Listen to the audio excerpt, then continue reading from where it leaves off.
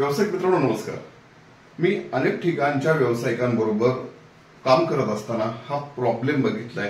तो प्रॉब्लेम मला तुमच्याबरोबर शेअर करायचा आहे। बघा, एखादा व्यावसायिक ज्यावेळेस आपल्या व्यवसायात काम करतो ना, तेव्हा तो आपल्या टॅलेंटला वापरतो। तो वेगवेगळ्या प्रकारचं टॅलेंट गोळा करतो, जमा करतो आणि त्याला स्वतःला असं वाटायला लागतं की आता चला ठीक आहे, आता या मल्टी टॅलेंटेड व्यक्तीकडे खूप साऱ्या संधी यायला लागतात, कारण त्याच्याकडे पैसा असतो, रिसोर्सेस असतात, थोडं बहुत मिळालेलं यश असतं। परंतु जेव्हा अशा खूप साऱ्या संधी यायला लागतात तेव्हा त्या संधी घेतल्या पाहिजेत का नाही घेतल्या पाहिजेत, हा एक प्रश्न आहे। आता बघा, मला सांगा, याच्याकडे टॅलेंटेड आहे परंतु तो वेगवेगळ्या क्षेत्रात एक्सपर्ट बनलाय का? तो मल्टिपल ठिकाणी एक्सपर्ट आहे का? नाही। तुम्ही जर वेगवेगळ्या ठिकाणी एक्सपर्ट नसाल तर तुम्ही तुमचा फोकस हा मुख्य बिझनेस कडे ठेवला पाहिजे काही दिवस।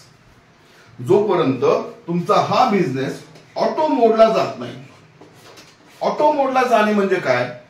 त्या बिझनेस मध्ये तुम्ही महिनोन्महिने नाही जरी गेलात तरी तिथे काही फरक पडत नाही, तिथे तुमचा नफा येत राहतो। अशा ऑटो पायलट मोडला गेल्यानंतरच आपण कोणत्याही बिझनेस मध्ये वेगळ्या ठिकाणी उतरण्याचा विचार केला पाहिजे, कारण तुमच्या बिझनेसला तुमच्या फोकसची गरज आहे।